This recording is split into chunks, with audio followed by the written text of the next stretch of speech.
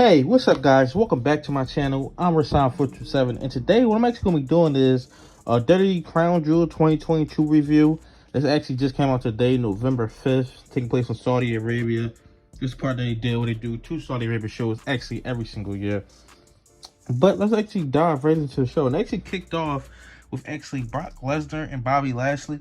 Well, I'm surprised. I would have taken it kick it off with the Judgment Day match, but this is what they actually kicked it off with. You know, so I was talking about my predictions. You know, Bobby Lashley won last time, so I was assuming that Brock will actually win this match.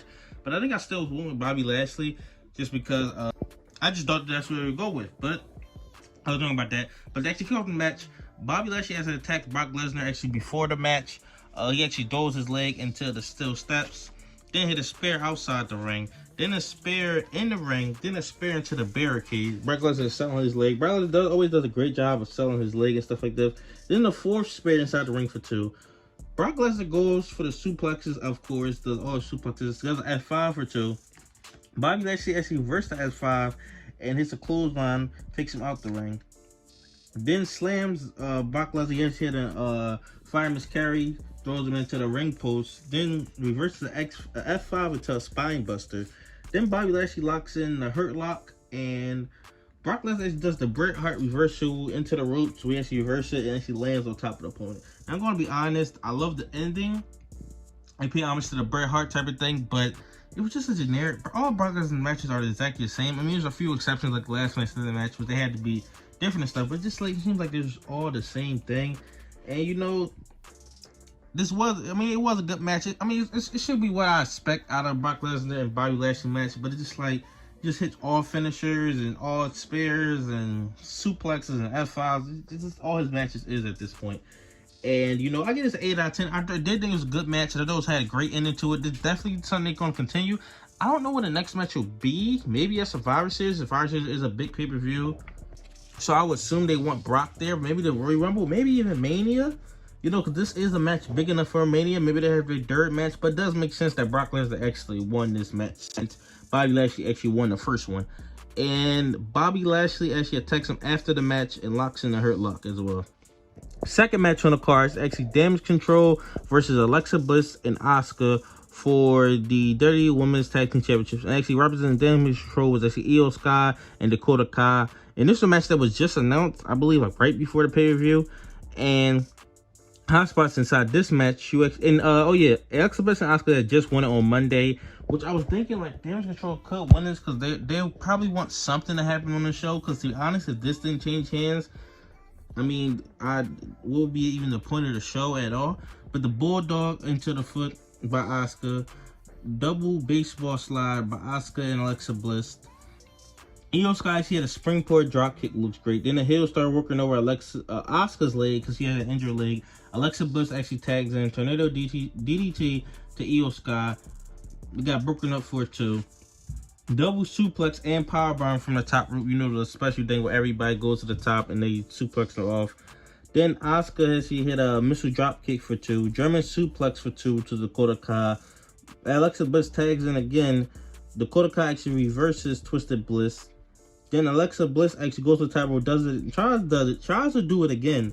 Then Nikki Cross actually comes out, calls Asuka and Alexa Bliss the titles, and we have new WWE Women's Tag Team Championships and Damage Control. Now, you know, thinking about it, it's like, you know, they just lost it, and what was the point? Then I understand the point of it now, because I guess they wanted something to happen on the show, something meaningful to happen on the show. I guess an 8.2 out of 10. I really enjoyed this match.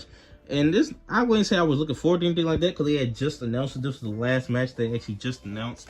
But I think this is a really, really good match. And they definitely going to continue the storyline with Damage Control and Asuka and Alexa Bliss. Third match on the show is Drew McIntyre versus Karrion Kross, a steel cage match. This was maybe one of the this is probably my most exciting match I was looking for the most. So I'm a big fan of both of these guys. Karrion Kross has a great entrance like he's always does. It was great seeing him in person as well at Extreme Rules. But actually, hot spots in this match. But Karrion Kross actually tries to escape the cage. Then Drew McIntyre tries to go get him. Then Karrion Kross actually knocks him off. He gets crotch hung up on the ropes. Then Karrion Kross takes advantage of the match, takes control, throws Drew McIntyre into the cage. Drew McIntyre actually smashes Kross into the cage twice, then hits a neck breaker. Drew McIntyre is a Michinoku driver. Drew McIntyre actually was in a trio roll, like he lifts himself up, throws Karrion Kross off of there. Then Karrion Kross actually had a running knee for 2. Drew McIntyre had a WWE spine buster. Then McIntyre actually locked in a sleeper hold on Karrion Kross. But then Karrion Kross actually had a back body drop, which he had landed on neck. That looked kind of nasty on that move. He actually landed on his neck after the back body drop. Future drop DDT. He's about to go for the Claymore. Scarlett distracts him.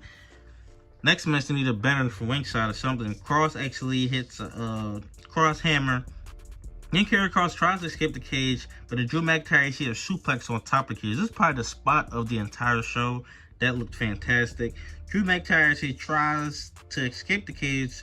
Scarlett actually maces the referee, maces him, and then locks the cage up, closes the cage. Then Kross tries to escape, and Drew actually locks in an ankle lock. And she actually opens the cage at this point. Then Claymore about Drew McIntyre. So Scarlett locks the cage again, has the key. So Drew McIntyre says, I'm just going to climb out. Then she actually, fiddles with the key, actually opens it up. So Drew McIntyre is already about to jump out. And then by the time she actually opened it, Drew McIntyre is out already. And so she actually cost him the match. I thought it was a great ending, very clear ending. I thought it was great. It continues the storyline. Drew McIntyre definitely needed this win. Definitely needed to pay. A lot of people, I was looking at a lot of people's predictions. That a lot of people thought that Karrion Kross was going to win. I don't know why.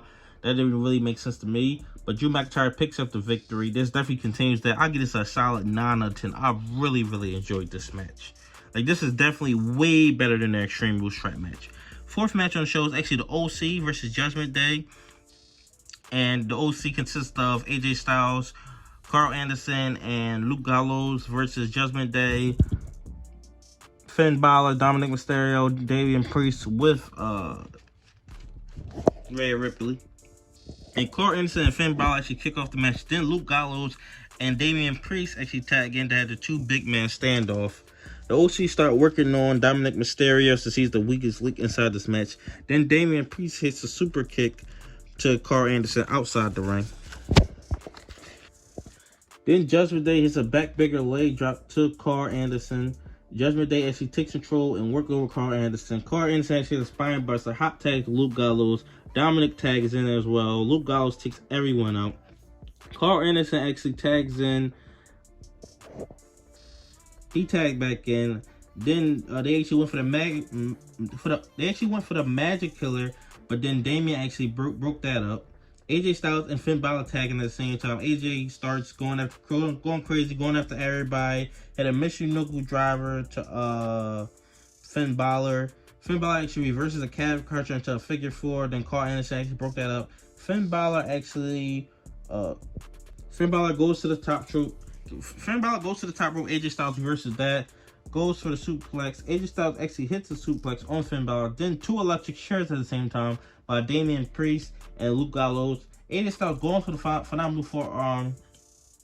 Rhea Ripley actually strips him up, slams him on the apron. Then Finn Balor hits the coup de grace and for the 3. And Judgment Day expects the victory. I thought that the OC would win, so they actually just returned. But I guess it makes sense for the Judgment Day to win. I guess it's an 8.7 out of 10. I really enjoyed the 6-man tag team match. This definitely is not over. They're definitely going to do something at War Games. I'm assuming a 4-4, but are they going to add a female? Or are they going to... Judgment Day going to get another male? That would be very interesting to see what they actually do at Survivor Series with this. 5th match. This is a match I did not care about at all. Braun Strowman versus Omos. Really not much to say. Short. Got to the point. Omos controlled the match throughout the whole entire match. Braun Strowman probably hit with 4 moves out of this match. He had a running power slam for the win. But 6.5 out of 10. It's just really not much to say about this. It was exactly what you expect. Exactly what's supposed to happen. This was definitely a match for the Saudi Arabia crowd, because I just did not care about this at all. 6th match on the show: Usos versus Brawling Brutes for the WWE Undisputed Tag Team Championship. This is announced on SmackDown, I believe, not this week, but the last week before that. So the Usos actually start working on Butch to start off the match. Butch hit a tornado DDT. Then Jay and Ridge actually tagging at the same time. Ridge does the 10 beats to actually pay Omos to Shameless, since he's actually hurt right now. Jimmy saves Jay Uso for actually doing that. He actually didn't get the 10. He actually got to 9 of them. Then Butch actually stomps Jimmy's arm on the steps just like they did Sheamus on SmackDown.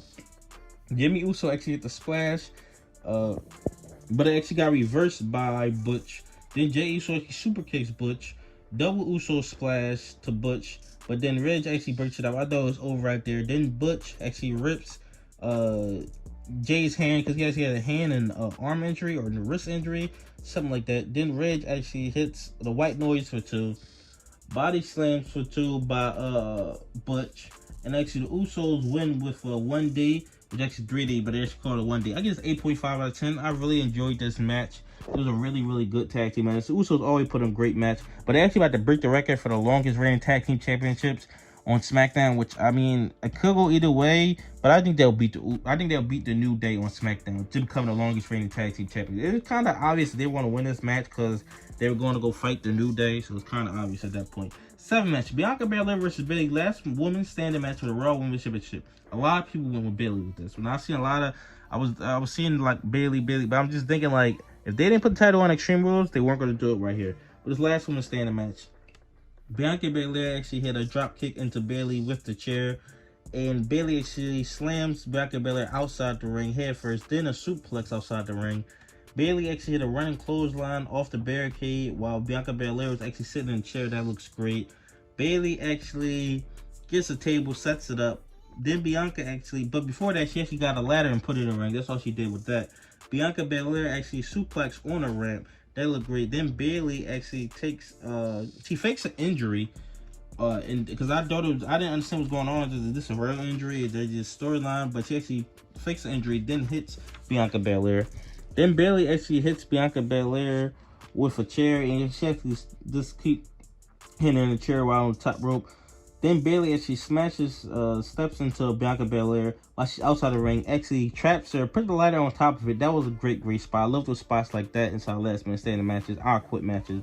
Bayley starts hitting her with a candlestick. Then Bianca Belair reverses it. She gets out of that spine buster to Bayley on the steel steps. Then Bianca actually hits Bayley with a candlestick multiple times. Keep hitting her with it. Bayley actually hits the Bayley to Bayley. So actually fighting up the ramp because Bayley is actually running from her. So she's hit her with the candlestick. Then Bayley hit a Bayley to Bayley on the stage for a 9 count. That looks fantastic. The thud they actually made look was great as well. Bayley actually put Bianca Belair. That got a 7 count. She escaped that. Hit a crossface on stage. That got a 7 count as well. Bayley actually went to go get a golf cart on the stage. Bianca Belair actually gets out of that and actually start fighting on top of the golf cart. Then Bianca Belair actually drives it all the way to the ring. She actually tries to throw her off the table, off the go-kart into the table. The table didn't break at all. Then she actually hit a power bomb through the table. So then it finally broke. Then Bianca Belair actually tries a 450 splash, but that gets reversed. Then she falls to her chair. That gets a 9 count. Then a KOD on the chair, which actually Bayley would knee first into it. Then Bianca Belair actually wedges Bayley in between the ladder and the ropes for the win, for the 10 count. I totally believe that Bianca Belair, I think at this point, she's going into Mania as the champion. I just, like, if they want to take a title off her, these 2 times would be the perfect time to take the title off her. I don't think she is. I think she's going to go fight Charlotte Flair. I give this a 9.2 out of 10. I thought this was a really, really great match. I really enjoyed this. Is probably my favorite match on the show. This and that Drew McIntyre match were my 2 favorites on the show. I would go with this one as the match of the night for tonight. Bray Wyatt cut a promo. It was a pretty good promo. You know, he really didn't say much that he actually already didn't say already. You know, he's breaking a character, going into his personal life and stuff like that. So I think that's really, really cool. I'm very interested to see what they actually go to, because they really didn't. I mean, I don't know if it was an Easter egg or something. I didn't see them actually reveal anything like that, but we'll actually see coming up inside the future. But the main event, the 8th match on the show, Roman Reigns versus Logan Paul for the WWE Undisputed Universal Championship. You know, they're fighting outside the ring and everything like that. So you see his friends. So he gets the camera from him, and he actually does a frog splash, which, his splashes always look fantastic, through the announce table while he's actually recording it. So that actually happens. So then the Usos come out. They get into a fight with his friends. His friends get completely knocked out. Then Jake Paul actually comes out, and he takes out the Usos. So he takes out the Usos, everything like that. And of course, Solo Sikoa comes out, which he actually didn't do anything at all. Like, he just came out and then they just broke it up. That's all that literally happened. I didn't understand the point of him. I guess they just put him there just to put him there. But they put him there, and, you know, Logan Paul actually jumps out the ring. dives on both of the Usos, takes them out, goes back inside the ring, Superman punch spear.